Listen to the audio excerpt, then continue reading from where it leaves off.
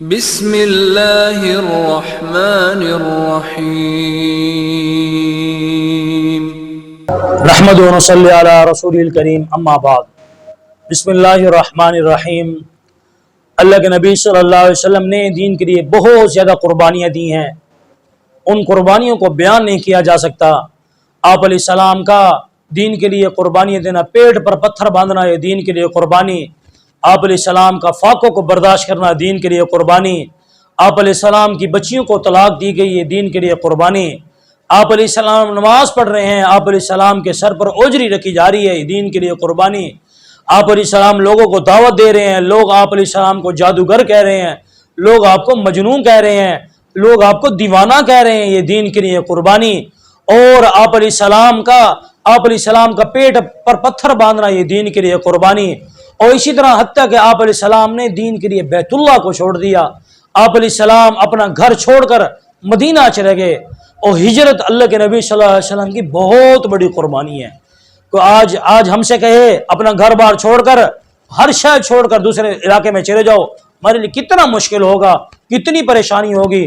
آپ علیہ السلام نے یہ بھی قربانی دی، بیت اللہ کو چھوڑ، کتنی محبت تھی آپ علیہ السلام کو بیت اللہ سے، اس کے باوجود آپ علیہ السلام نے دین کے لیے قربانی دی، بیت اللہ کو بھی چھوڑ دیا۔ طائف کا آپ علیہ السلام کیا کہ پاؤں کا لہو لہان ہو جانا، اور اسی طرح پاؤں کا رنگین ہو جانا خون سے، دین کے لیے قربانی۔ حتیٰ کہ آپ علیہ السلام جب مایوس ہو گئے، آپ علیہ السلام مکہ سے پھر مدینہ گئے، ہجرت کر کے جا رہے ہیں، راستے میں ایک واقعہ پیش آیا، دو جھوپڑیاں لگی ہوئی ہیں، اور جھوپڑیوں کے اندر آپ جھوپڑیوں تک پہنچے، صدیق اکبر ساتھ ہیں، تو آپ علیہ السلام نے جھوپڑیوں کے باہر سے کھڑے ہو کر آواز یہ ہے کوئی، تو ایک اندر سے ایک عورت نکلی جس کو ام معبد کہا جاتا ہے، جس کا نام اصل نام عاتقہ تھا۔ ام معبد دو جھوپڑیاں لگائی ہوئی تھی، ایک میں رہائش رکھی ہوئی تھی، دوسری میں انہوں نے مہمانوں کے ٹھہرانے کی جگہ بنائی ہوئی تھی۔ صدیق اکبر نے پوچھا کوئی چیز کھانے کے لیے ہے، کوئی مہمان نوازی کرو گی ہماری؟ انہوں نے کچھ نہیں ہے، بکریاں ہیں تو وہ چرنے گئی ہوئی ہیں، دودھ انہی کا ہوتا ہے، وہ چرنے کے لیے گئی ہوئی ہیں، گھر میں کوئی چیز موجود نہیں ہے۔ تو فرمایا، حضرت صدیق نے فرمایا یہ بکری کھڑی تو ہوئی ہے، تو انہوں نے کہا یہ بکری ہے تو صحیح، لیکن یہ گابن نہیں ہے، یہ بن بیاہی بکری ہے، اس نے بچہ نہیں جنا ہوا ہے، اس کے نیچے دودھ نہیں ہے۔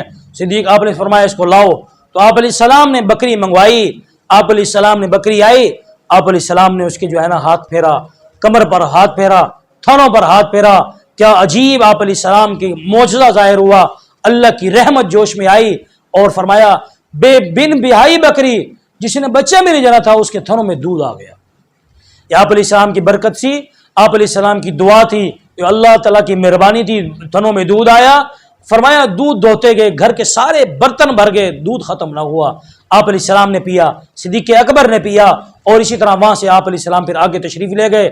شام کو ان کے خامد آئے اور پوچھا عجیب منظر ہے، دودھ کہاں سے آیا؟ فرمایا ایک آدمی آیا تھا، اس کی یہ صفات تھیں، اور فرمایا اور آپ پھر اس ام معبد نے آپ علیہ السلام کی بڑی تعریف کی، آپ علیہ السلام کو حلیہ مبارک میں بیان کیا اور بہترین اوصاف بیان کیے۔ اس کے بعد سے وہ ام معبد آپ علیہ السلام کو هو المبارک الذی کہا کرتی ہے، مبارک آدمی، وہ مبارک آدمی۔ پھر بعد میں یہ ام معبد جو ہے مدینہ گئی، ان کا بیٹا بھی ساتھ تھا، اور وہاں گئی، وہاں پہنچی تو بیٹے نے حضرت صدیق اکبر کو پہچان لیا، کہا تم وہی نہیں ہو جو ہمارے پاس آئے تھے، تم نے آئے تھے اور ہماری بکریوں کا دودھ پیا تھا۔ تو صدیق اکبر نے فرمایا محسن کے احسان کو کیسے بھول سکتے ہیں، تم تو ہمارے محسنین ہو۔ آپ علیہ السلام کے پاس لے گئے، آپ علیہ السلام نے ان کا اکرام بھی کیا اور ان کو عزت سے نوازا۔ ام معبد وہی مسلمان بھی ہوئی۔ اللہ تعالی ہمیں بھی اسی طرح جو ہے رسول اللہ کے لیے قربانیاں دینے کی توفیق عطا فرمائے، آپ علیہ السلام کے نام پر خرچ کرنے کی توفیق عطا فرمائے۔